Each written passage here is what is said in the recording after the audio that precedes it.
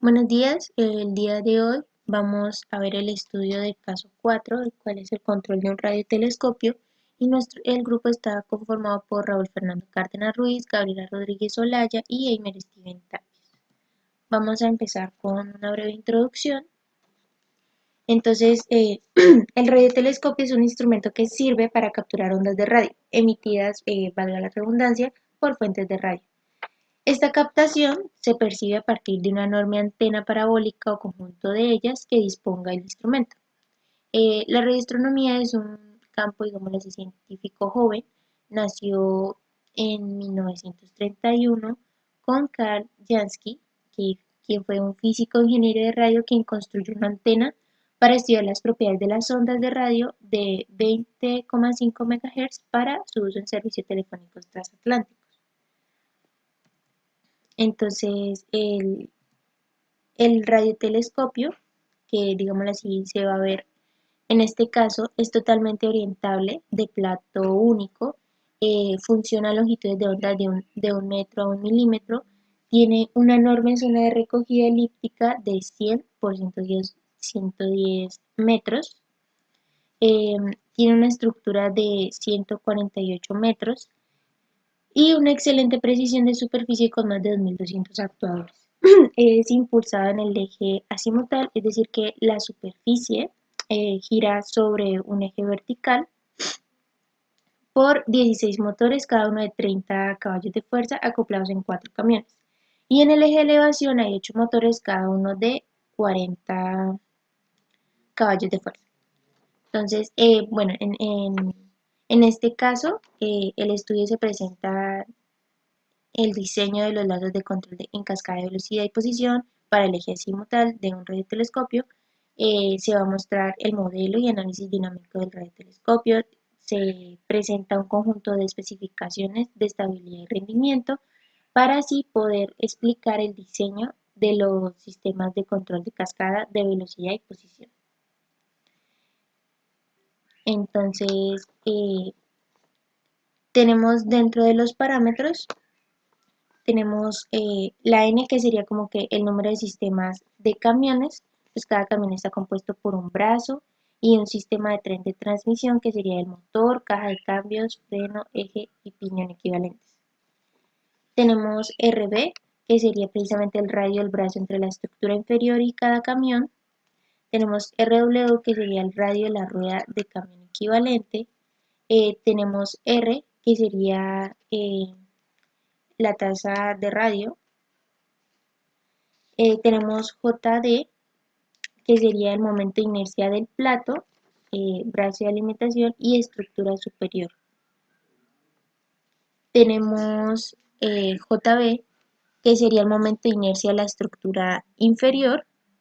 Tenemos JT, que es el momento de inercia de cada camión. JW es el momento de inercia de cada rueda de camión equivalente en, en velocidad angular. Tenemos J metro, que sería el momento de inercia de cada motor equivalente con su freno, caja de cambio y eje de transmisión. Tenemos KS, que es el coeficiente de rigidez torsional de la estructura superior. Tenemos BS, que es el coeficiente de amortiguación de torsión de la estructura superior. Tenemos KB, que es el coeficiente de rigidez torsional de un brazo. Tenemos BB, que es coeficiente de amortiguamiento de torsión de un brazo. Tenemos K metro, que es un coeficiente de rigidez torsional del eje del motor. Y por último, tenemos B metro, que es un coeficiente de amortiguación de torsión del eje del motor. Entonces, teniendo más o menos pues claro los parámetros que vamos a utilizar, ya podemos continuar con el modelamiento. Entonces, el modelamiento. Bueno, el modelo considera 4 grados de libertad, el cual es el desplazamiento angular del plato, que en nuestro caso va a ser θd, el desplazamiento angular de la base central de la estructura, que va a ser θb, y el desplazamiento angular de cada sistema del camión, que va a ser θt, y por último el desplazamiento angular de cada motor, que va a ser θm. Entonces, las principales variables que se van a manejar en el sistema son como entrada, tenemos TW, que es el par aerodinámico aplicado por el viento sobre el plato y la estructura, y T-metro, que es el par equivalente aplicado por los 4 motores de cada camión. Y como salida tenemos los 4 grados de libertad y adicional tenemos la rueda de camión eh, en posición angular, que sería TW. ¿Listo? Entonces, para empezar, pues empezamos con la ecuación general de movimiento para el sistema mecánico, que es la que se muestra acá en pantalla, donde M es la matriz de masa, C es la matriz de amortiguamiento y K es la matriz de rigidez. Q mayúscula es la matriz de entrada, Q minúscula es el vector de coordenadas generalizadas y U es el vector de entradas. Entonces, el desplazamiento del eje azimutal contiene las funciones cinética, potencial y disipativas. Y las fuerzas generalizadas aplicadas al radiotelescopio son, pues, como ya les mencionamos, el par aerodinámico aplicado por el viento sobre el plato y la estructura superior y el par aplicado por el número de camiones. Entonces, por lo tanto, para poder obtener la planta del sistema se deben definir los términos de las ecuaciones de Lagrange, donde obtendremos cuatro, cuatro ecuaciones porque se obtiene una ecuación por grado de libertad y estas se definen, digámoslo así, como que derivando parcialmente. Entonces, las ecuaciones que obtenemos son, pues, las mostradas en pantalla y estas dos. Entonces, una vez que ya se tienen las ecuaciones de Euler-de Lagrange, se puede encontrar como una descripción del espacio de estados del sistema, la cual en nuestro caso sería esta ecuación. Y las vamos a representar obteniendo las siguientes expresiones. Entonces, nuestras ecuaciones de estado finalmente quedarían con, este sería A, B, C, esta sería X, que es como precisamente el vector de incógnitas, y tenemos U y Y. Entonces, como nosotros sabemos, cuando estamos utilizando ecuaciones de estado, la fórmula para la función de transferencia es igual a C por SI menos A elevado a la menos 1 por B más D. En este caso nosotros no tenemos D, nuestra D es una matriz, sería 0, por lo que sencillamente nos queda que nuestra función de transferencia va a ser igual a C por SI menos A elevado a la menos 1 por B. Entonces, como nosotros sabemos, pues la función de transferencia es igual a salida sobre entrada, por lo que al despejar YS nos queda que es igual a la función de transferencia, que en nuestro caso es P por U, que sería la entrada. Entonces, al reemplazar esta ecuación ya con las matrices, nos queda la siguiente forma, donde acá tenemos precisamente las salidas, acá tenemos la función de transferencia y acá tenemos las entradas. Y ya al realizar esta multiplicación de matrices, tenemos que recordar que la función de transferencia nos queda una matriz de 2 por 2 y al realizar la multiplicación obtenemos finalmente la función de transferencia del sistema, donde tenemos θ.m y θd. Y pues ya al realizar la multiplicación nos queda de esta forma. Ya teniendo la función de transferencia, nosotros podemos empezar a realizar el diseño de los controladores y el diseño de la planta. Parámetros e incertidumbre paramétrica. Entonces, los parámetros para el modelo del radiotelescopio considerado en este caso estudio se muestran en la siguiente tabla. Estos son parámetros nominales para la planta. Se basan en resultados publicados en la referencia 365 que aparece en el archivo de estudios de casos sobre el NRA o GBT o el telescopio Robert C. Green Bank del Observatorio Nacional de Radioastronomía.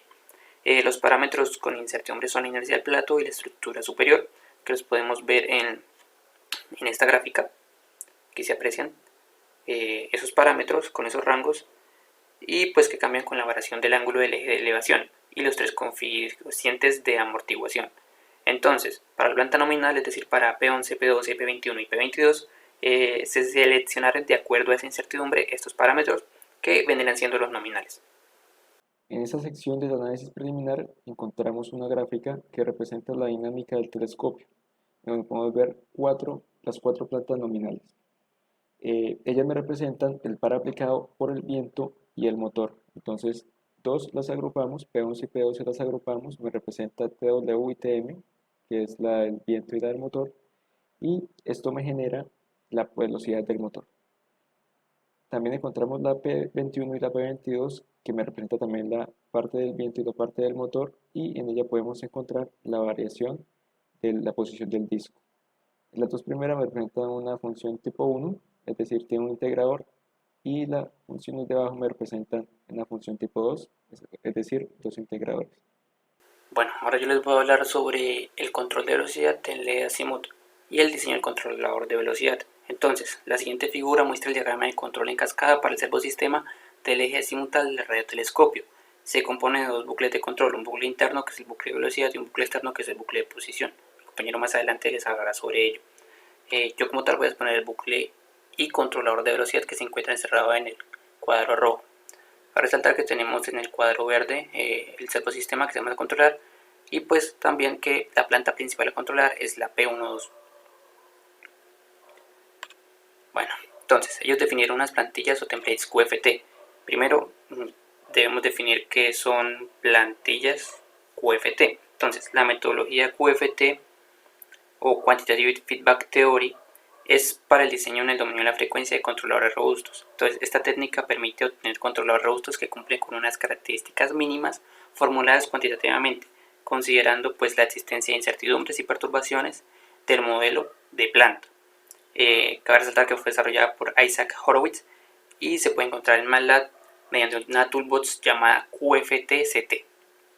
Entonces, ellos definen que la planta principal a controlar P12 del bucle de control de velocidad la calculan utilizando el método de la incertidumbre y el modelo a partir de las ecuaciones 418 y 421, las que estoy mostrando aquí en pantalla, y una matriz de frecuencias específicas. Con ello determinan las plantillas y encontraron pues esta gráfica donde están distribuidas esas frecuencias. Bueno, continuamos con las especificaciones de control que ellos encontraron. Entonces, teniendo en cuenta la dinámica del telescopio, los objetivos de los astrónomos y las limitaciones del sistema, definieron las siguientes especificaciones de control robustas. Primero, el bloque de retroalimentación, es decir, HBS, es unitario, es decir, igual a 1. Segundo, deben definir una especificación de estabilidad de tipo 1. Utilizaron estos parámetros y también incluyeron pues el vector de frecuencias.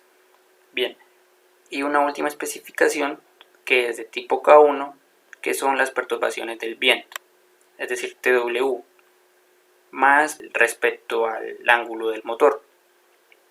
Estas pues se ven acá y tuvieron en cuenta dichos parámetros. Listo, continuamos ahora sí con el diseño del controlador. Como se mencionó, los límites QFT toman en cuenta la dinámica de la planta, el modelo y la incertidumbre y especificaciones de control. Entonces, en esta figura teníamos los límites de QFT. La gráfica A muestra los límites de estabilidad y la B el rechazo de las perturbaciones del viento. Para esta figura se encuentra la conformación del bucle de diseño de GB y pues muestra intersección de los dos límites de cada frecuencia. Como ellos tuvieron una solución ligada para cada frecuencia, determinaron que las especificaciones de control que ellos plantearon para el telescopio eran compatibles. Luego pasaron al diseño como tal del bloque del controlador de velocidad GB. Entonces, el diseño del controlador retroalimentación GB lo hicieron sumando polos y ceros hasta que el bucle nominal, definido como LB0, que es igual a P12 por el controlador GBS, cumpliera con los límites QFT que presenté anteriormente. Primero comenzaron con el diseño de GB agregando un integrador para obtener un error de estado estable 0 para las entradas de referencia de rampa, este integrador de acá, para poner pues el EB0, el bucle como tal, por encima del límite de B a una frecuencia específica. Luego agregaron un cero de baja frecuencia, Z1 igual a 0,2, para mover el EB0 hacia la derecha y para pasar pues los límites de estabilidad, es decir, los círculos que se mostraron en la gráfica anterior, a través de la derecha. Después, para atenuar el efecto del primer modo flexible a 4 radianes sobre segundo, agregaron un filtro de muesca o filtro notch. Voy a especificar qué es filtro notch o filtro de muesca. Entonces, este es un filtro también conocido como filtro suprime banda, elimina banda o filtro de rechazo de banda. Este filtro se caracteriza por rechazar una frecuencia determinada que esté interfiriendo en un sistema y no permite el paso de las señales cuyas frecuencias se encuentren comprendidas entre las frecuencias de corte superior y corte inferior. Entonces, ellos lo agregaron con una frecuencia natural, Wn igual a 4 radianes sobre segundo, un coeficiente de amortiguamiento en el numerador de valor 0,1 y un coeficiente de amortiguamiento del denominador de valor 1. Esto como tal tiene una profundidad de muesca de 20 por logaritmo base 10 del coeficiente del numerador sobre el coeficiente del denominador, que fue igual a menos 20 decibeles. Entonces, finalmente, cabe resaltar que este es el filtro de muesca como tal, es lo que está multiplicando el controlador, y que además agregaron un polo adicional a alta frecuencia, es decir, P igual a 5, este de acá, para filtrar el ruido de frecuencia. Entonces, como tal, la expresión para el controlador GB con filtro de paso bajo y un controlador de filtro de muesca se muestra acá. Como tal, este es el bloque GBS y como tal es el controlador. Bueno, ellos también hicieron un análisis y validación del bucle GBS. Entonces, el análisis de la estabilidad en bucle cerrado en el dominio de la frecuencia se muestra en esta figura de acá. La línea discontinua es la especificación de estabilidad WS definida en la ecuación 424 que presentó mi compañera, y la línea continua representa el peor de los casos, esta de acá, de todas las funciones posibles de P12 sobre 1 más P12 en cada frecuencia debido a la incertidumbre del modelo. El sistema de control cumple con la especificación de estabilidad, según lo determinaron ellos, es decir que la línea continua está debajo y la línea discontinua, y esto se cumple pues para todas las plantas dentro de la incertidumbre, e incluye los modos flexibles a 4.1, 9.35 y 64.8 radianes sobre segundo. Ahora, el análisis del rechazo robusto a las perturbaciones del viento en el dominio de la frecuencia se muestra en la misma figura, pero la B, y va de la siguiente manera. La línea discontinua es la especificación definida en la ecuación 425, también ya explicada, y la línea continua representa el peor de los casos para todas las funciones posibles del bloque P11 sobre 1 más P12 por el controlador en cada frecuencia, debido pues también a la incertidumbre del modelo. El sistema de control cumple con las especificaciones de todas las plantas dentro de la incertidumbre. Esto debido a que la línea continua aquí también está por debajo de la línea discontinua. Adicionalmente, pues cabe resaltar que las figuras muestran la simulación del dominio del tiempo del bucle de velocidad en diferentes circunstancias. En todos los casos, pues el controlador GBS logró un buen desempeño de acuerdo con las especificaciones requeridas que ellos definieron. En esta sección encontramos el sistema de control de posición del servo del eje azimutal del telescopio, que es de 2 grados de libertad. En ella encontramos específicamente esta planta que tiene un integrador y que es la que vamos a controlar. Entonces, después de diseñar el control de posición que vamos a explicar adelante, también se crea un prefiltro, el cual me ayuda a que las salidas y las entradas estén en un rango definido de banda en las frecuencias. Esto pues lo da el diagrama de Bode del QFT. También encontramos este sector que es la saturación, este cuadro que es la saturación, para que la salida esté también entre los rangos y no se vaya a perder al final. Y toda esta parte verde es la planta, en el cual pues anteriormente explicamos el control de velocidad, y este bloque MS y HV son unitarios. Al final pues solamente realizamos el integrador para encontrar la velocidad del motor, y acá arriba pues obtenemos la salida de la posición del disco, que es lo que queremos encontrar. Estas dos de abajo son perturbaciones del aire, de la cual no consideramos en esta ocasión, ya que no se encuentra en el PDF, y esta retroalimentación HP también es unitaria. Los autores realizan cálculos de un control robusto cuantitativo con unas gráficas QFT, que son hechas a partir de un modelo de la planta, de la incertidumbre y una matriz de frecuencia de interés, para con ello encontrar un diagrama de Bode y encontrar los puntos como la especificación de estabilidad y la perturbación de salida de la planta. Además, también podemos encontrar una especificación de seguimiento de referencia, y estos tres sectores o estos tres ítems nos ayudan a encontrar la robustez del sistema y la agresividad. Como venía explicando antes, ellos trabajan en una frecuencia, en una banda de frecuencia, entonces esa sería nuestra salida máxima y esta era nuestra salida mínima. Si no trabaja en este sector, pues simplemente la salida va a ser errónea. En esta parte podemos ver la gráfica de límites QFT, que es un resumen de todas las plantas juntas para poder saber en qué sitios de esta gráfica puede operar de la mejor manera, y con ello poder encontrar la mejor estabilidad, sensibilidad y seguimiento de referencia para bloque de posición. Esto con el fin de trabajar solamente en un rango de frecuencia límite. Para diseñar el controlador GP se hace a través del gráfico de Nichols y sumando polos y ceros, y tratar de llegar a la aproximación que esté entre los rangos de la gráfica anterior de los límites QFT. También se realiza el prefiltro, pues con el fin de asegurar que las entradas y las salidas estén a una frecuencia de esta banda. Y también pues se le suman ceros y polos para poder que todo esté concuerdo y que no esté fuera de los rangos posibles. Bueno, ahora tenemos los resultados y la simulación de los bucles de posición y velocidad que ellos obtuvieron. Entonces, yo a continuación voy a presentar la simulación en el dominio del tiempo del sistema completo de control en cascada, incluido el controlador de velocidad en el bucle interno y el controlador de posición en el bucle externo junto con el prefiltro.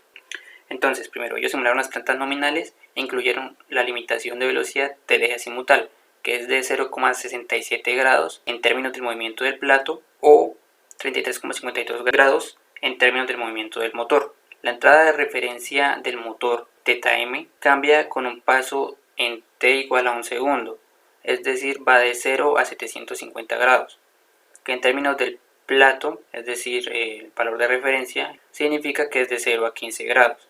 Además, pues en t igual a 60 segundos, ellos introdujeron una perturbación del viento escalonada, definida como TW, de 0 a 3 por 10 a la 5 Nm, y mantuvieron ese valor hasta el final de la simulación. Ese par pues equivale a una ráfaga de viento aproximadamente con una velocidad de 6,12 metros sobre segundos, y considera el peor escenario en el que el viento afecta solo a la mitad de la superficie del plato, tomando como un plato circular. Además, determinan que el coeficiente de empuje aerodinámico es igual a 0,1. Aquí tenemos la ecuación representativa y aquí tenemos los límites de velocidad del eje azimutal. Entonces, en la ecuación se define como Ft, que es la fuerza de empuje aplicada por el viento en el plato.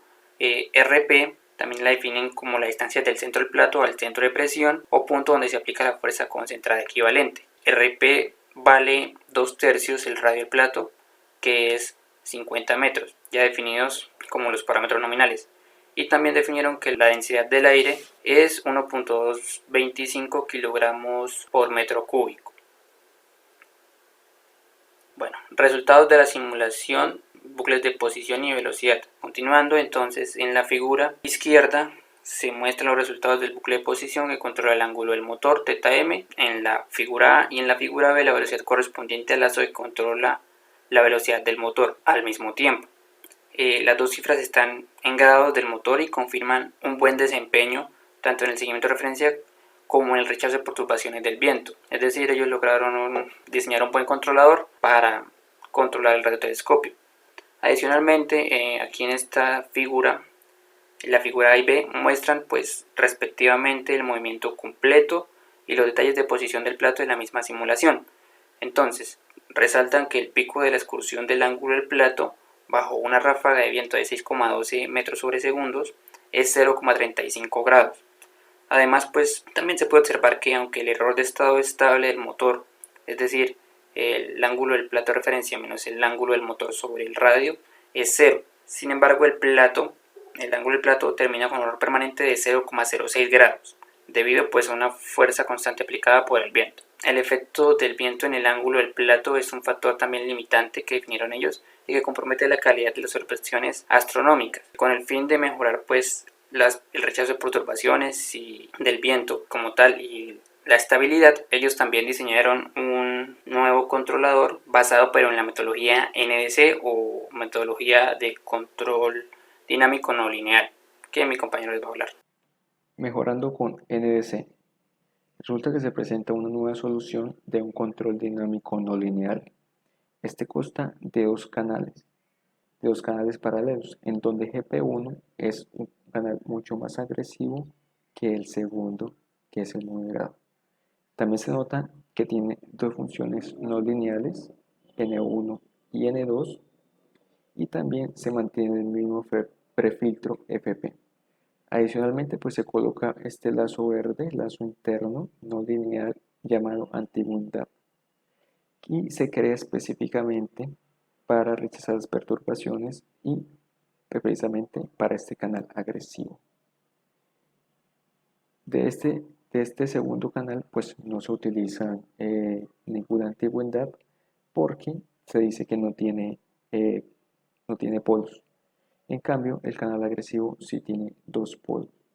En resumen, se tienen 4 no linealidades que serían N1, N2, y tenemos también los saturadores del actuador que también no son no lineales. Con esos cambios que se realizaron, podemos ver que la especificación de la estabilidad y las perturbaciones de la salida de la planta son de magnitud mayores que el controlador de posición anterior.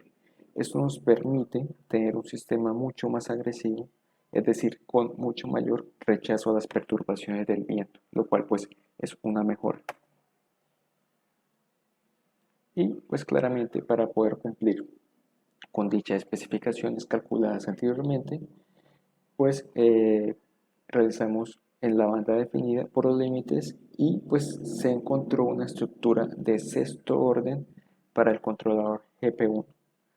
Por último, también tenemos este controlador GP2 que es el mismo del anterior, y también en el anti-bundap pues se genera un elemento adicional que es el control AS, que funciona básicamente como un integrador constante y tiene una constante de error de aceleración estática que depende de estos casos.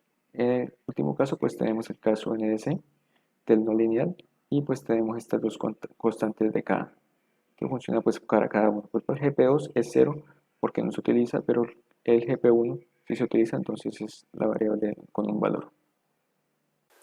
Bueno, finalmente voy a hacer la presentación de los resultados de simulaciones con el control dinámico no lineal de lo que mi compañero expuso, de los bucles de posición y velocidad. Entonces, estas simulaciones se realizaron en el dominio del tiempo del sistema completo de control en cascada con el NDC. Incluyeron el bucle de velocidad interior también. Se simularon las plantas nominales y se incluyeron las limitaciones de velocidad del eje azimutal, junto con las mismas condiciones de simulación que se presentaron anteriormente. En la figura que se ve se muestra la simulación del bucle de posición, que es el ángulo del motor θm, incluidos los resultados con solo el controlador agresivo GP1, que la línea es continua, y solo el controlador moderado GP2, que la línea es continua punteada, y también con el control dinámico no lineal y su solución, que es la línea continua. Entonces los controladores GP2 y NDC funcionan mejor que GP1 en el segmento de referencia, como se puede ver en las gráficas. Sin embargo, también pues resalta que como ellos pretendieron, el NDC funciona mucho mejor que el GP2 original en el rechazo de perturbaciones, como se puede apreciar en la figura B. Acá lo pueden ver. Bueno, adicionalmente, las figuras que estoy mostrando, la primera, esta, muestra respectivamente A y B el movimiento completo y los detalles de la posición del plato con la solución NDC. También con esta solución, en esta figura de acá, se presenta el lazo de velocidad correspondiente que controla la velocidad del motor derivada de teta m con respecto al tiempo y simultáneamente el error del ángulo del motor acá en la gráfica B de esta gráfica y la señal de conmutación UN1, UN2 y UA en la gráfica C. Finalmente el resultado como tal se muestra en la siguiente figura, donde se muestran los detalles del ángulo del plato θd y el ángulo del motor θm sobre R en grados del plato cuando se usó el controlador moderado original GP2, que es la línea discontinua punteada, y la solución NS, que es la línea continua. Entonces, el pico de la excursión del ángulo del plato θd bajo la ráfaga de viento de 6,12 metros sobre segundo se reduce de 0,35 grados con GP2, que fue el resultado inicial, a 0,13 grados con el mejoramiento de NDC. Además, pues también se observa que aunque el error de estado estable del motor, que es el ángulo del plato de referencia menos el ángulo del motor sobre el radio, es siempre 0. Entonces el plato θd, el ángulo termina con un error permanente de 0,06. Esto no se puede mejorar ni siquiera con el NDC, debido pues a que se aplica una fuerza constante por el viento en ambos casos, y también pues porque el sensor de retroalimentación que utilizaron en este caso de estudio fue de el ángulo del motor y no del ángulo del plato. Entonces, finalmente, como conclusiones tenemos. La primera es que se logra una mejora con el control dinámico no lineal, es decir, el controlador NDC, respecto al primer controlador diseñado, que era GP2, ya que pues, el pico de la excursión del ángulo del plato θd bajo la ráfaga de viento se reduce de 0,35 grados, que fue el valor que obtuvimos con GP2, a 0,13 grados, que es el valor que se obtuvo con NDC. La segunda conclusión es que el plato θd termina con un error permanente de 0,06 grados. Pues esto es debido a la fuerza constante aplicada por el viento y también porque el sensor de retroalimentación utilizado en este caso es θm y no θd. Se puede evidenciar que las técnicas de control robustas permiten mejorar la respuesta de un sistema, incluyendo una estabilidad efectiva y un buen rechazo de perturbaciones externas. Y por último, podemos concluir que el sistema responde de manera correcta a los controladores, por lo que se puede decir que el diseño y desarrollo de los mismos se realizaron de manera correcta. Muchas gracias. Por último, procedemos a hacer la simulación en Simulink y en MATLAB. Entonces, como referencia, según lo indica el PDF, tenemos como valor final del ángulo del motor, de la velocidad del motor, que sería pues 750 unidades. Tenemos el prefiltro, que es el que pues ellos calcularon. Aquí están pues los coeficientes. También tenemos el control de la posición que se encontró a través de la matriz UFT y pues de la adición de polos y ceros. Con ello tenemos la saturación, que como indicaba pues el PDF, se sumaba por encima de 0.585 y también se restaba al valor de 750. Entramos pues en el caso ya de la planta, donde como el compañero explicó, pues tenemos el control de velocidad que ellos encontraron, que es este mismo, solo son dos bloques multiplicándose, pero es el mismo. Y pues tenemos estas variables ms, hv y hp, que pues como lo indica el PDF, son unitarias. La planta, como podemos ver, pues está P21, P22, P11 y P12.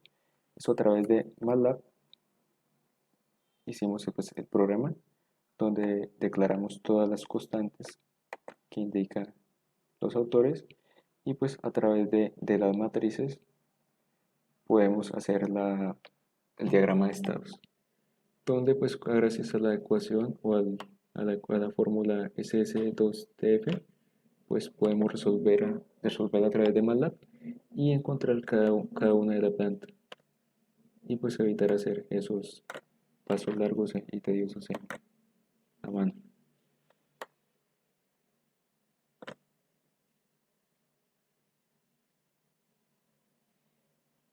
Entonces, como lo podemos ver, aquí ya MATLAB nos lo resuelve y pues simplemente ya tenemos las cuatro ecuaciones que simplemente las cogemos y las integramos aquí a cada bloque. También pues cabe agregar que también agregamos un bloque que es TW y pues es la perturbación del aire que ellos pues calculan en el PDF. Y dice que que se agrega en un tiempo de 60, una perturbación en el tiempo 60 con este valor que se encontró en el PDF. Y para ello pues finalmente a través del integrador eh, encontrar la velocidad o pues, el ángulo del motor, que es este de acá, y también encontramos pues el ángulo del disco. Comparándolo pues tenemos el ángulo del motor, el cual pues acá podemos ver cómo llega la referencia en un tiempo pues parecido, y pues sí, con algunas perturbaciones. Esto acaba de indicar que nosotros pues no agregamos las variables NB y NV, ya que pues en el libro pues no lo especificaba, pero acá pues podemos ver cómo se parece una gráfica a la otra. Pues también tenemos la posición del disco. Esta es la posición del disco y podemos ver que también se estabiliza más o menos en 15, que es lo especificado, y pues tenemos el valor y el pico, que pues es muy parecido. Finalmente pues podemos revisar como en el minuto 60 pues hay una perturbación, pues es muy pequeña, entonces por eso no se percibe muy bien.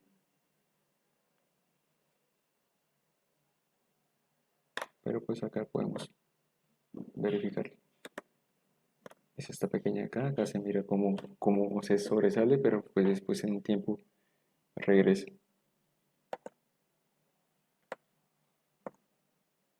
Aquí pasa lo mismo, solo que pues no es muy notable, pero pues acá la podemos apreciar. Y bueno, listo, esta es nuestra presentación. Y bueno, muchas gracias.